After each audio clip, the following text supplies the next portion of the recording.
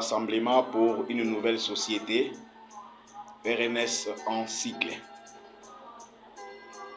Au nom de la paix recherchée pendant les 30 dernières années sur cet espace de terre nous légué par nos aïeux et qui constitue la République démocratique du Congo, RDC en sigle, dans ses limites de 2 345 000 km², au nom de la défense de la souveraineté de cet espace-territoire pour lequel les compatriotes militaires et civils continuent de mourir, face à la situation politique et sécuritaire qui prévaut en République démocratique du Congo, le Rassemblement pour une nouvelle société, parti politique cher au professeur Mbouy Kalala Alafuele, RNS en sigle, déclare ce qui suit. 1.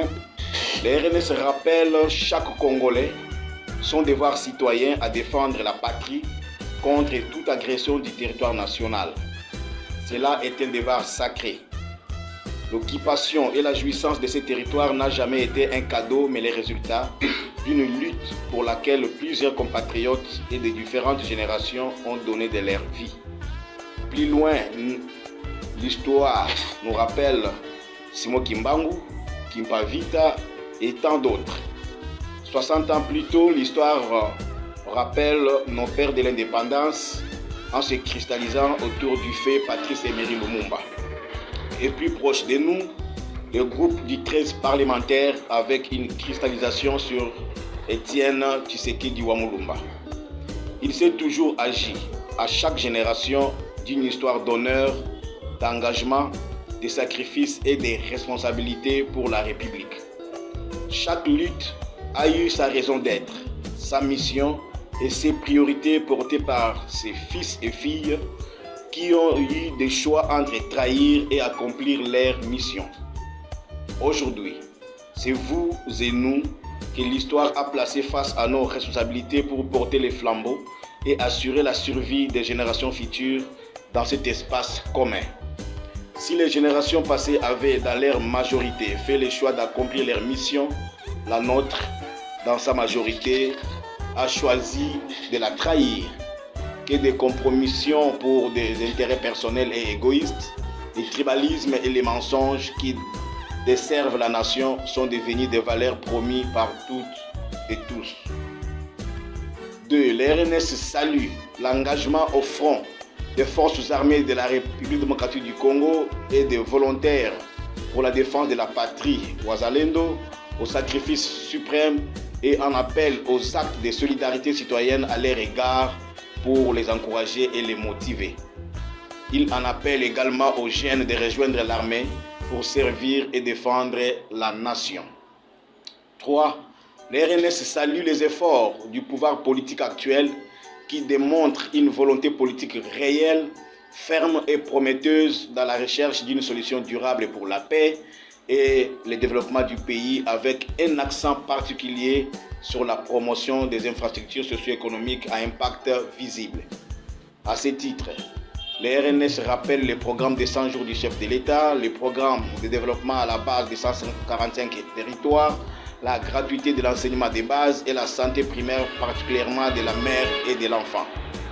À cela s'ajoute le programme de soutien aux confessions religieuses dans la promotion des œuvres sociales dont les centres de santé, écoles et différents centres de formation socio-professionnelle ayant bénéficié d'une mise à disposition des fonds de 48 millions de dollars au bénéfice de l'Église catholique de la RDC. La relance de plusieurs entreprises publiques, la construction du centre financier de Kinshasa et la restructuration de l'administration publique et des forces armées de la République, ainsi que la modernisation de son équipement militaire qui est sans appel dans son histoire récente des 3 dernières décennies. 4. Le RNS salue les efforts du gouvernement à ramener la paix sur l'ensemble du territoire national grâce à une action diplomatique active.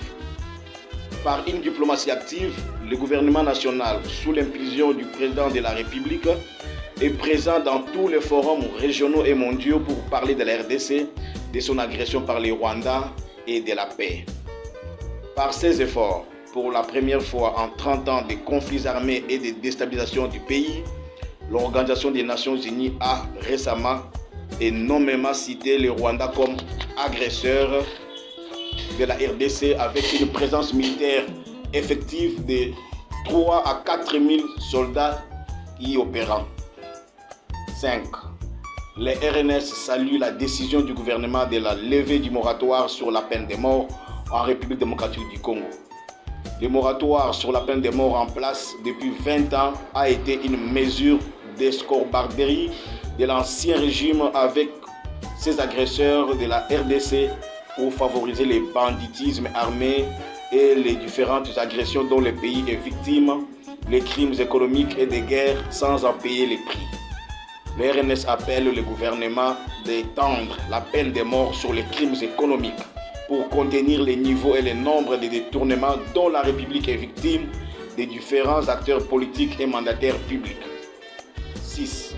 Le RNS exprime sa vive préoccupation et condamne fermement les exactions et tueries perpétrées par l'armée rwandaise sur les populations civiles congolaises dans les provinces du Nord et du Sud Kivu et en exige la condamnation par les conseils de sécurité des Nations Unies.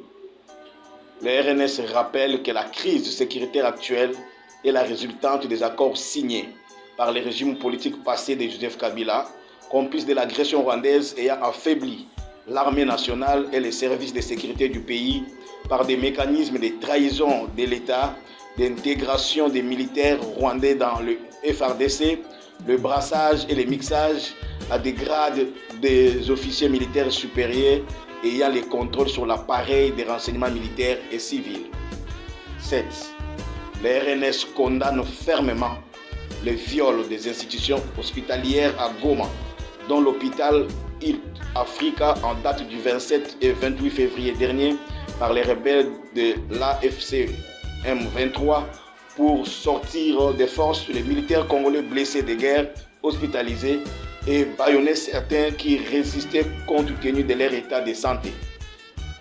Ceci constitue une violation du droit international et un crime contre l'humanité pour lequel le RNS appelle la Cour pénale internationale à s'autosaisir immédiatement.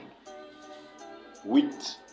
Le RNS s'associe à la position de fermeté du chef de l'État et du gouvernement de la République démocratique du Congo de rejeter et refuser toute négociation avec le M23 et l'AFC et de réclamer des négociations directes avec le Rwanda sous-traité par le vrai agresseur de notre nation qui est l'Occident, dont les 5 pays membres du Conseil de sécurité des Nations Unies.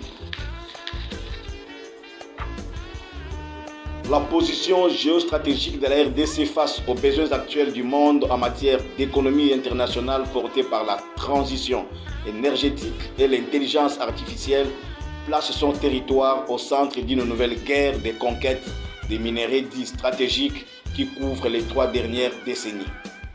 Une guerre portée par l'Occident dont certains de ces pays ont choisi de sous-traiter le Rwanda pour agresser et déstabiliser la RDC afin de faciliter l'exploitation illégale et à moindre coût de ces minéraux stratégiques avec la complicité de certains compatriotes. 9.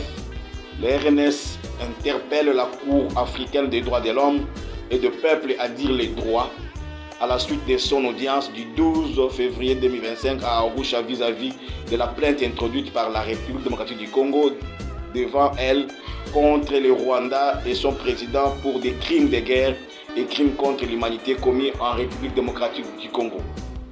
Le RNS demande au tribunal de se référer au rapport récent du groupe d'experts des Nations Unies établissant la présence des militaires rwandais à l'est de la République démocratique du Congo et la responsabilité du gouvernement rwandais dans cette crise pour condamner le Rwanda avec des dommages et intérêts. 10. Le RNS rejette l'idée de la mise en place d'un gouvernement d'union nationale avant la fin de la guerre d'agression. En effet, le RNS invite le gouvernement et toute la classe politique à tirer des leçons du passé pour faire face au présent et mieux organiser le futur, assurer la survie de la République et le bonheur des générations futures. La solution au problème de la guerre d'agression rwandaise n'est pas l'avènement d'un gouvernement d'union nationale. La RDC a connu ces expériences jusqu'à avoir des gouvernements de large union nationale qui n'avaient pas pu arrêter ni la guerre, ni moins encore la chute du régime Mobutu avec la guerre de libération menée par l'AFDEL. Les ressources disponibles doivent être en ce moment investies dans le renforcement de l'armée et des services de renseignement militaires et civils. Que vive la République démocratique du Congo, que vive le peuple congolais pour le rassemblement pour une nouvelle société RNS en sigle. Secrétaire général Lula Kilundu Giscard, je vous remercie.